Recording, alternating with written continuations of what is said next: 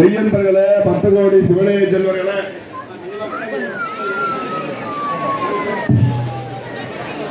மெய்யன்பர்களே, 10 கோடி சிவனைய செல்வர்களே,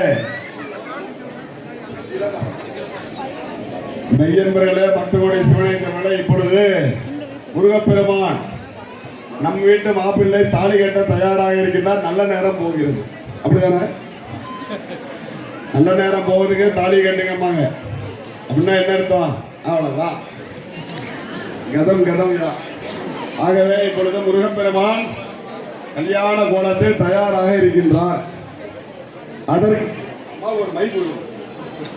அதற்காக இப்பொழுது திருமண வழிபாட்டிற்கு எல்லாம் தயாரா இருக்கா. நாமெல்லாம் சாமியை நல்லா கும்பிடும். ஆண்டவனே, நாங்கெல்லாம் ஏற்கனவே தாலியை கட்டிட்டு குடும்பத்தோட ஆனந்தமா இருக்கிறோம். எப்படி இருக்கிறோம்? ஆனந்தமா இருக்கிறோம். சாதாரணமா இருக்கிறோமா? 3 வேளை சாப்பாட்டுனாலேயே ஆனந்தமா இருக்கிறோம். சாப்பாட்டுல கையை வைக்கும் பொழுது என்னங்க, நல்ல பருப்பு தீர்ந்துருச்சு. ரசம் கொஞ்சமா ஊற்றும் பொழுது பால்காரனுக்கு இந்த வாரம் பணம் கொடுக்கணும் இல்லையா? மோர் சாப்பிடலாமாங்கும் பொழுது நிறுத்துமா, வாடகைக்கு ஏற்பாடு பண்ணிட்டு வந்து மோர் சோறு தின்னுங்க. ஆக இதே செயல்பாட்டுக்கு முருகன் இப்ப தயாராகிட்டார். முருகன் இப்பொழுது தாலி கட்டுவதற்காக தயாராகிட்டார். அதுலயும்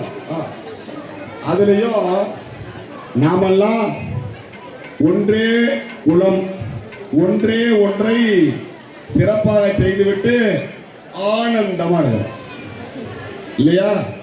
முருகப்பெருமான் 2 கட்டுகிறார். எல்லாருக்குமே ஒரு சந்தேகம், சாமி முருகனுக்கு 2, அவருக்கு மட்டுமே, எங்களுக்கெல்லாம் அப்படிங்கிற ஆண்கள்லாம் ரெட்டியா இருக்கிறாங்க. இங்க ஒன்றுக்கே வாடகை கட்ட முடியல. அவருக்கு நாமெல்லாம் இருக்கிறோம், அன்னதானம் விடுறோம், அவரா செலவு பண்றாரு, நம்மளே உழைச்சி கொண்டு தான் அவர்கிட்டையும் கொடுத்துக்கிட்டு அவரு குடும்பத்தை காப்பாத்திட்டு. எதற்காக இதை சொல்றேன்னா, இந்த 2 தாய்மார்கள், 2 பெண்மணிகள், 2 குழந்தைகள்ல நாம நினைக்கிறோம் முருகனுக்கு 2 பொட்டாட்டி. எங்க 2 பொட்டாட்டி? மகாவிஷ்ணு பெருமான் இருக்கார் இல்லையா, அவர் என் தங்கை மூலமாய் சிவபெருமானிற்கு, சிவபெருமானுடைய நெற்றிக்கண்ணில் இருந்து 2, சிவபெருமானுடைய 2 கண்களுக்கு இடையில் ஒரு நெற்றிக்கண் திறந்து ஒரு தாமரை மலராக ஒரு குழந்தை பிறந்தது என்று மகாவிஷ்ணு பெருமான் ஆனந்தம் அடைந்தார்.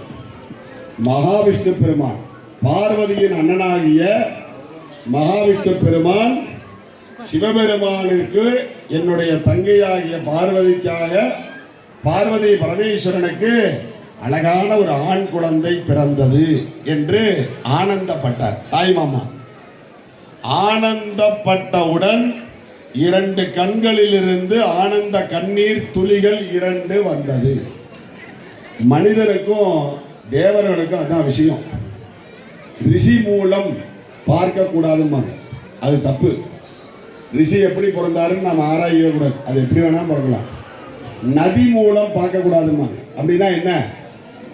நம்ம மேட்டூர் டேம்ல இருந்து தண்ணி எந்த வழியா வருதுலாம் பார்க்க கூடாது, நம்ம வீட்டு பைப்ல வருதா. அதுபோல நம்முடைய மகாவிஷ்ணு பெருமானுக்கு இந்த கண் துணியிலிருந்து இங்கால இருந்து வந்ததுன்னு வச்சுங்க, அது பெரிய ஆனந்தம். இங்கால இருந்து வர்றதுதான் சிறிய ஆனந்தம். இந்த ஆனந்தத்திலிருந்து ஒரு துளி வந்தது. அந்த துளி பூமியில விழுந்த உடனே ஒரு பெண்ணாய் பிறந்தது, பெண்ணாய் உருவானது. பிறந்த உடனே அப்பா நான் என்ன செய்யட்டும் அப்படின்னு, உரிய காலம் வரும் பொழுது என்னுடைய தங்கையினுடைய மகனோடு நீங்கள் சேர்ந்து வாழ வேண்டும்.